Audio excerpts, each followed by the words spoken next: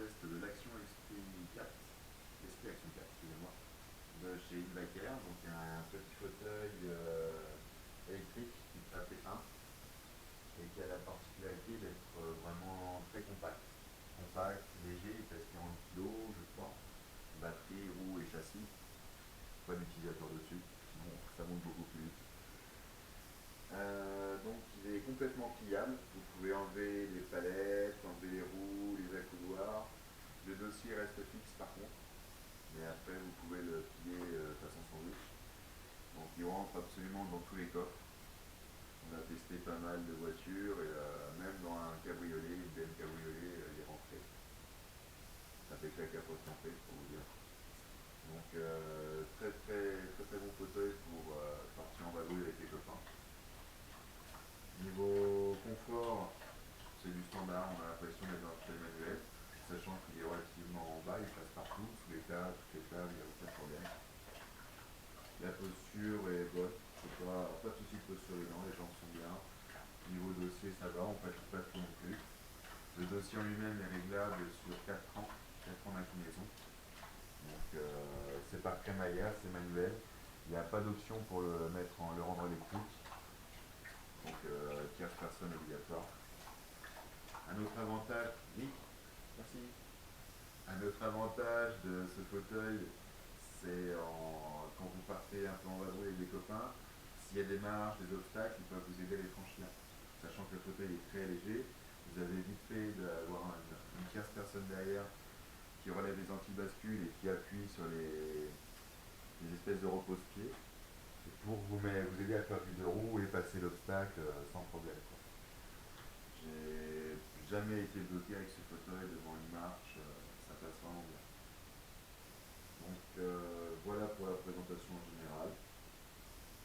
Niveau largeur, il fait donc 60, hauteur d'assise 44,5. En longueur totale, il y a 1,10 m je crois, donc vraiment un encombrement minimum. On a fait le tour. En option, sur la fiche de configuration, c'est un fauteuil qui est rapide à configurer, il n'y a vraiment pas grand chose à choisir en option. Si, une option qui peut être pratique, c'est les roues de secours en 24 pouces avec des mains courantes.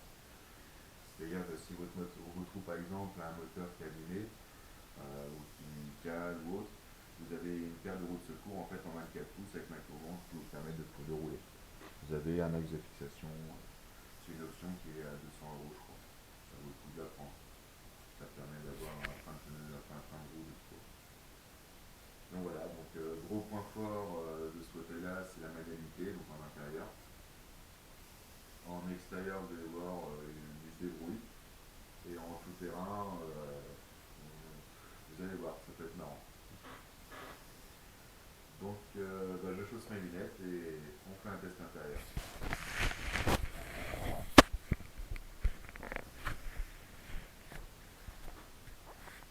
Merci.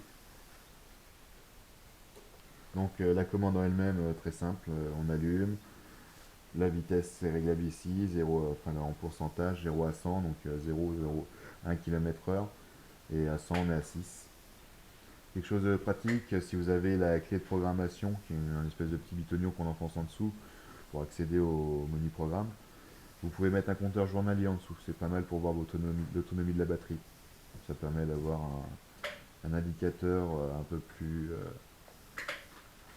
un peu plus sérieux que la jauge qui est un peu aléatoire. Donc bon, en intérieur, ma petite porte de 60, de 66 passe à l'aise, même un peu en biais. Hop, ça passe nickel. C'est vraiment super maniable. Là, pareil, on passe, je me faufile, hop, sans monter sur le tapis du chien. Le bureau, c'est nickel aussi. Hop, je baisse la vitesse par contre. Il répond quand même bien, il est assez nerveux, donc malgré que ce soit à 6 km/h, il y a toujours le petit créneau parce que je suis jamais en face de mon écran. Sinon, voilà. Vous voyez par exemple par rapport à la hauteur par rapport au dragon vertique où j'ai les jambes qui touchent quasiment la planche. Là, le Komodo passe sous la planche. La commande de manipulateur passe sous la planche. Donc voilà, hop. Pour repartir, c'est nickel. Hop là. On passe partout. Le fameux angle droit pour accéder à la pièce de Mécha. Ça passe. On y va doucement. Hop là. Ça frotte limite, mais ça passe. On va plus rentrer. La porte est fermée. On va laisser les chats dormir. Pour repartir, on y va doucement. Hop là. Passe. Ça passe aussi. Et voilà. Full relax. Donc vous voyez, il est quand même très, très maniable. On n'est toujours pas au niveau du 6 roues, ça c'est sûr. Mais on reste quelque chose de quand même super maniable. Le demi-tour dans mon couloir, qui fait, je vous le rappelle, il doit faire 1,20 m à peu près. Sachant qu'on a des kéros de 30, il y en a 4.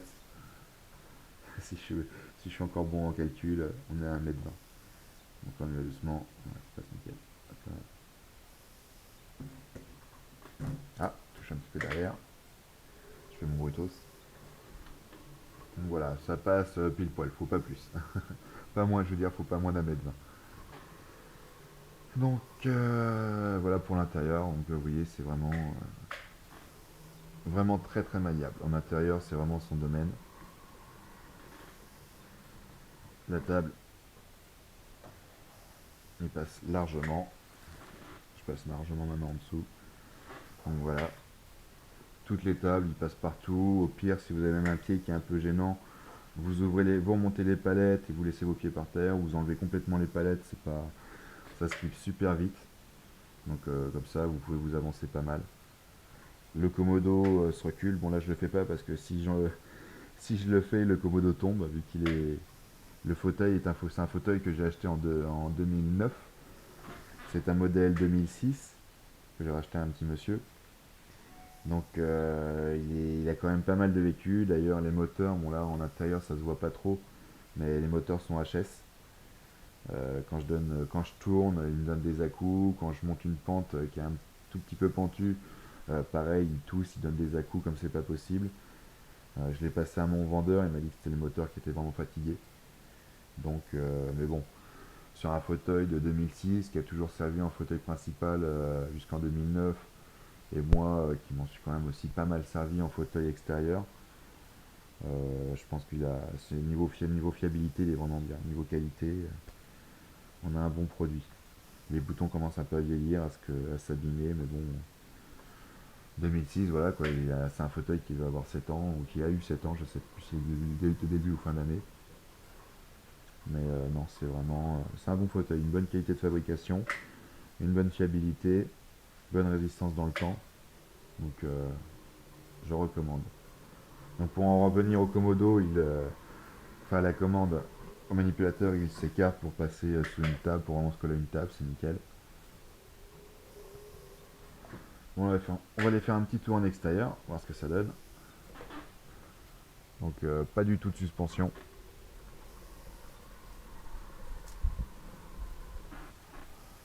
Hop là, on va mettre de la vitesse. Donc dans l'herbe, il progresse, enfin il permet de se déplacer, mais il n'y a pas du tout de suspension. Ce qu'il sauve, c'est qu'il a des grandes roues, donc il passe à peu près partout. La même chose avec des petits trous, je pense que ça aurait été beaucoup plus funky. Ouais, ça passe, c'est pas. Alors, un point, ce qu'il sauve un peu en extérieur, bon pourtant c'est pas une qualité, c'est que vu que le châssis est pliable, il y a toujours un petit peu de jeu en fait. Vous avez une assise en toile, un dossier en toile, le châssis est sur croisillon, double croisillon, donc ça a toujours un peu de jeu, et ce qui fait qu'en fait ça absorbe un peu les chocs. Donc bon, ça l'aide en tout terrain, on va dire. Donc bon, comme vous voyez, ça permet d'avancer doucement, mais ça permet d'avancer quand même dans l'herbe. On va pas tondre le gazon tous les jours avec, faire l'entretien du jardin avec, mais bon, il avance. C'est l'essentiel. Ça dépanne. Sur route, bon là le portail est fermé, j'ai pas fait un tour sur route, mais bon, rien à signaler. Dans les graviers, c'est bête, je serais bien allé jusqu'au gravier de la mairie, mais enfin, dans les graviers, bon bah il se débrouille comme les autres fauteuils, quoi. C'est pas mieux, c'est pas pire. Il avance, quoi. Bon, et je vous rappelle, c'est vrai que c'est un fauteuil qui est super léger, qui pèse 40 kg, donc même avec moi dedans, mes 100 kg, ça fait 140 kg. Si vous avez une tierce personne un peu costaud, il n'y aura vraiment rien qui vous arrêtera, quoi. C'est niveau marche, vous avez vite fait d'avoir une tierce personne qui se mette derrière, qui fasse contrepoids, qui vous aide donc à faire du deux roues, parce que on peut faire du deux roues avec ce fauteuil. Et donc on monte les roues avant sur le trottoir, on met les roues arrière en butée, et on met le couple sur, pour mettre le maximum de puissance, on arrive en avant, la personne à l'arrière soulage un peu et ça monte nickel. J'ai déjà fait des belles marches avec, et pareil pour descendre, pas de souci, le mieux c'est en marche arrière. Et puis vous avez les anti-bascules qui vont vous dire attention, là c'est trop pentu, et là la tierce personne pareil peut aider. Donc non, c'est un très bon fauteuil intérieur, en très bon fauteuil aussi bah, pour les déplacements en extérieur, vu qu'il se range dans le coffre, c'est super pratique. En extérieur, en soi-même, bah, sur route, sur trottoir, il se débrouille bien. Le- sur les pavés, par contre, c'est pas très confortable. J'ai fait une fois, bon, on ressent bien les pavés, un peu comme avec un fauteuil manuel en fait. De toute façon, les pavés, c'est pas extra. Donc, non, après, bon, vous avez vu que dans l'herbe, bah, c'est pas un fauteuil tout-terrain, mais il avance quand même. Fais le comptoir. Geek, stop, doucement, doucement. Donc non, pour conclure, c'est un très bon fauteuil. En plus, bon, il est intégralement remboursé en prix en prix de base, sans option. Mais bon, comme je vous dis, les options, s'il y a l'appui-tête qui peut servir pour certaines personnes, mais sinon, vous n'avez vraiment pas grand-chose à prendre à configurer en option. Donc on a AA1, et donc bah voilà. Si vous avez des questions à me poser sur le fauteuil en lui-même ou sur son utilisation, n'hésitez pas à les poser sur Facebook ou directement sur les vidéos et j'essaierai d'y répondre rapidement. Voilà. Et je vais vous laisser sur le pétage de plomb de mon chien. Allez, salut.